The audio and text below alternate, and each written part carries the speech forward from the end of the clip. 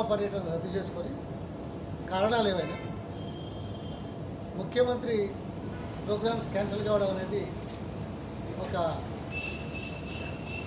పరిపాలనకు అర్థం పడుతుంది. వాస్తవం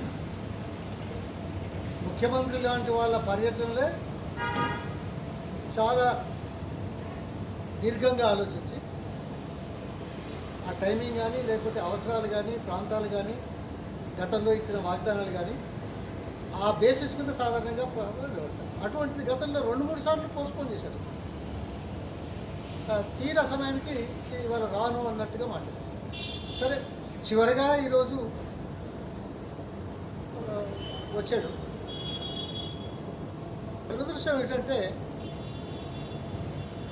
దిగజారుతున్న ప్రజాదరణకు ఈరోజు పబ్లిక్ మీటింగు ఒక నిదర్శనం అని నేను ఖచ్చితంగా ఘట్టపడగలను. ఈయనేమిటి, ప్రజల్లో ఏదైనా భిన్నాభిప్రాయాలు ఉంటే, వేరే ఆలోచనలు ఉంటే వినడానికి సమయం ఇవ్వకుండా, పరిష్కరించడానికి ఆలోచన లేకుండా ఏకఛత్రాధిపత్యంగా చేస్తున్నాడు. ఇవాళ ఏంటి, ఆయన 3.5 సంవత్సరాల కింద ఎన్నికల్లో, అంతకుముందు కూడా 8 సంవత్సరాల తర్వాత రోడ్లన్నీ ఎంత ఖాళీగా ఉన్నాయో చూడండి. ఇగో ఇది పోలీస్ డే, ఇదంతా వాళ్ళ డెకరేషన్లు బాజార్లలో చేశారు. కానీ ఇగో ఈ రోడ్ ఏంటే, ఎవరన్నా మనిషి ఉన్నాడు ఆ రోడ్డు మీద? అంటే నిర్బంధాల తెలంగాణ లోపల ముఖ్యమంత్రి బహిరంగ సభ. మా ప్రతిపక్షాల వాళ్ళను రాత్రికి రాత్రి అరెస్ట్ చేశారు కదా.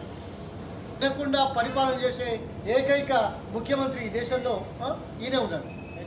దురదృష్టమయ్యా. ఇంకా మిగతా సబ్జెక్టులకు వద్దాం. ఫేజ్ 2, ఫేజ్ 3లో కాంగ్రెస్ పార్టీ ప్రభుత్వం ఏం చేసింది? మీరు వచ్చిన తర్వాత 8 సంవత్సరాల్లో ఎన్ని కాలువలు తవ్వారు?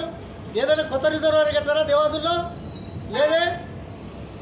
ఇంకా తపాస్పల్లికి దక్కన్ పీఠభూమిలో హయ్యెస్ట్ ప్రాంతంలో ఉన్న చేర్యాల ప్రాంతంలోని తపాస్పల్లి రిజర్వాయర్ కడితే అక్కడి నుంచి నీళ్లు కిందికి చెర్లలోకి తీసుకుపోయే అవకాశాలు ఉంటే మీరు మీ అల్లుడు కలిసి ఆ నీళ్లను దోసుకుపోయినారు.